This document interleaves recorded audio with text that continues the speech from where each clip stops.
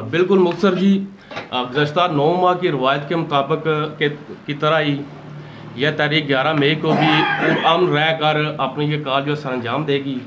हुकूमत से सिर्फ हम ये कहना चाहते हैं कि आपने इससे पहले भी तारीख को जबर से कुचलने की कोशिश की है, लेकिन इस तारीख के पुरअमन मिजाज ने इसको बचा के रखा। आप 11 मई को भी अगर ये इकदाम करते हैं तो हमारे पास सबसे बड़ा हथियार ये पुरअमन तारीख है। आप इसका मुकाबला नहीं कर सकते। आप दुनिया भर की तारीखें पढ़ लें, जबर से कभी भी पुरअमन तारीख को कुचला नहीं जा सकता, और ये चीज़ हम 11 मई को इंशाल्लाह साबित करेंगे। अवाम भी जो है वो जोक दर जोक इसमें शामिल होंगी, पूरे आज़ाद कश्मीर की तरह बरनाला से भी और डिस्ट्रिक्ट मेंबर से भी। ये दफ़ा 144 या FCPC इसकी एक तो हम भरपूर मजम्मत करते हैं। इन चीज़ों की ज़रूरत नहीं है। ये अवामी नुमाइंदे हैं, ये हुकूमतें अवाम को रिलीफ देने के लिए बनती है। रियासतों का वजूद भी जो है वो अवाम को रिलीफ देने के लिए, उनके हकूक़ मुहैया करने के लिए, वो अपने फ़राइज़ की अदायगी के लिए बनती है। इसके अलावा ना रियासतों का कोई वजूद है, ना हुकूमतों की कोई ज़रूरत है।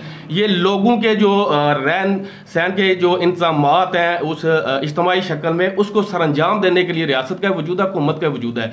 और हुकूमत, ये सियासतदान, ये रियासत इन अवाम से हैं, इन हुक्मरानों से। मैं ये कहना चाहता हूँ कि आप इसी अवाम से हैं, इसी आज़ाद कश्मीर के लोगों से हैं। आपने हुकूमत में हो ना हो, आपका और हमारा होना जीना माशरती तौर पे एक है। आपने ये ध्यान में रखना है कि 11 मई के बाद भी आपने इन्हीं लोगों में रहना। आपने कहीं एग्जाइल करके कहीं बैरून मुल्क नहीं चले जाना। तो आपने उन लोगों के, आम लोगों के, ये सारे लोगों के आपने मुंह लगना। लिहाजा ऐसे इकदाम से परहेज़ करें, किसी नापरस्ती का शिकार होके या अपनी कोई जो है खफत मटाने के लिए या अपनी जो है नाअहली छुपाने के लिए ऐसे किसी भी इकदाम आप ये भूल जाएं कि आप, खुदा न खास्ता, मैं एक पॉलिटिकल वर्कर के ऐसे समझता हूँ कि हुकूमत इस तरफ जाएगी नहीं, जाना भी नहीं चाहिए।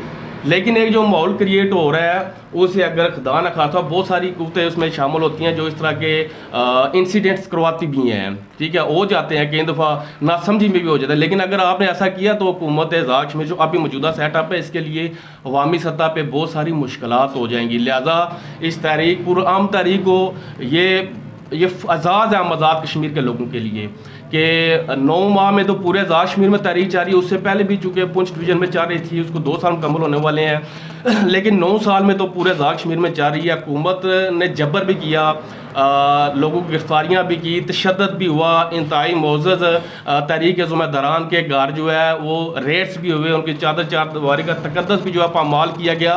लेकिन तहरीक के जो लोग हैं इनकी तरफ से कोई भी ऐसा इकदाम नहीं हुआ जिससे कोई ऐसी अफरा तफरी, एक गमला तक नहीं टूटा, कोई एक ऐसी मिसाल नहीं है गमला तक टूटा हो। हालांकि जितनी तादाद में लोग गुज़श्ता 9 माह से इन प्रोग्रामात में निकलते रहे हैं, ये एक इनकलाब है, इनकलाब बर्पा। आप इसको समझे, एक पॉलिटिकल वर्कर की, वज़ीर आज़म साहब का भी ये अनवारुल हक साहब का ये सेंटेंस है कि वो पॉलिटिकल वर्कर है। तो आप पॉलिटिकल वर्कर की हैसियत से जो है समाज को और मारूज को वो समझने की कोशिश करें।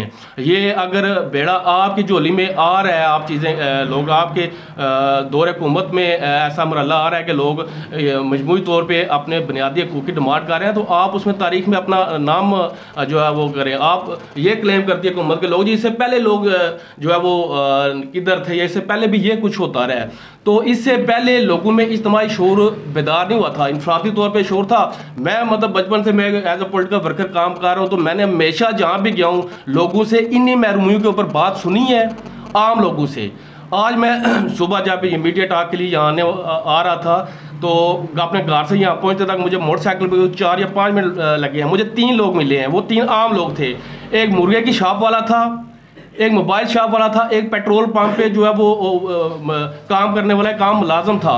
उन 3 लोगों ने मुझसे एक ही बात की है, ये आम लोगों की जो है ज़रूरियात है, आम लोगों के मसाइल लोग करते थे, पहले भी करते थे, अब भी करते, लेकिन अब जो है इस बात को समझने की ज़रूरत है कि एक ऐसा प्लेटफार्म या ऐसे जो है मरूजी हालात पैदा हुए कि लोग जो है इज्तिमाई तौर पर इकट्ठे हुए पूरे आज़ाद कश्मीर के 10 अजला में, बरादरियों, कबीलियों, इलाकाओं से जो है वो उस तफरीक से बाहर निकल के लोग इकट्ठे हुए। तो अगर ये मौका आ गया है वज़ीर आज़म साहब और वज़ीर दाखिला साहब और दीगर जो ज़िम्मेदारान है हुकूमत के असम्बली में बैठे हैं, अगर ये मौका आपके दौर में आ गया तो आप इसमें अपना नाम तारीख में जो है वो लिखवाने की कोशिश करें। और ये दफ़ा आखिरी बात, दफ़ा 144 या कोई भी इस तरह के जो इकदाम हैं ये इनसे तरीक़े रुकने के पहले तो मैं मजम्मत करता हूँ कि पूरी तहसील बरनाला में, पूरे आज़ाद कश्मीर में वह ये सब डिवीज़न बरनाला है जहाँ पे दफ़ा 146 लगाई गई। तो ये मैं समझता हूँ कि यहाँ के लोग भी मुबारकबाद के मुस्तहिक हैं, यहाँ की हमारी जो तहरीकी कमेटी है ये भी मुबारकबाद के मुस्तहिक है कि लोगों की वो इज्तिमाई जो शऊर की जो उठान है वो इस कदर है कि वो ये मजबूरी हुई है। दूसरा, कर्नल वक़ार साहब से मैं ये गुजारिश करूँगा कि आप इस हल्का के नुमाइंदे हैं, सियासी अपनी अपनी इंसान के रास्ते होते हैं, अपने अपने वो इंतखाब होते हैं, लेकिन आप इस सेटअप में जिस तरह का सेटअप चल रहा है इसमें इस हल्के के नुमाइंदे हैं, तो आप कतन भी इस जो चीज़ में ना जाएं कि आप अपने उन अख्तियारात का अल्लाह आपको मज़ीद तरक्कियाँ दे। आपके वोटर के लिए चले, आम बरनाला के लोगों के लिए भी ये इज़्ज़ात की बात है कि आप वज़ीर दाखिला हैं तो वो वज़ारत दाखिला आप तहसील बरनाला में ही जो है वो ना चलाएं, ये मुश्किल हो जाता है। अवाम से बड़ी आपको सबको ये बात समझनी चाहिए कि अवाम से बड़ी ताकत कोई नहीं है, पुरअमन अवाम से। और ये बात इंशाअल्लाह ताला हम 11 मई को बताएंगे तहसील बरनाला के अंदर भी, ज़िला पेम्बर के अंदर भी, पूरे ज़ाक कश्मीर के अंदर भी, कि इस तरह फस्तायत के जो इक़दाम होते हैं इनसे तहरीकें रुकती नहीं हैं। इंशाअल्लाह 11 मई को जो है पुरअमन अवामी जो है वो अवाम पुरअमन होकर बाहर निकलेगी, तो इस तरह कोई जबर जो है उसको कुचल नहीं सकता। तो बहुत शुक्रिया मीडिया के तमाम ज़िम्मेदारान का, बहुत शुक्रिया।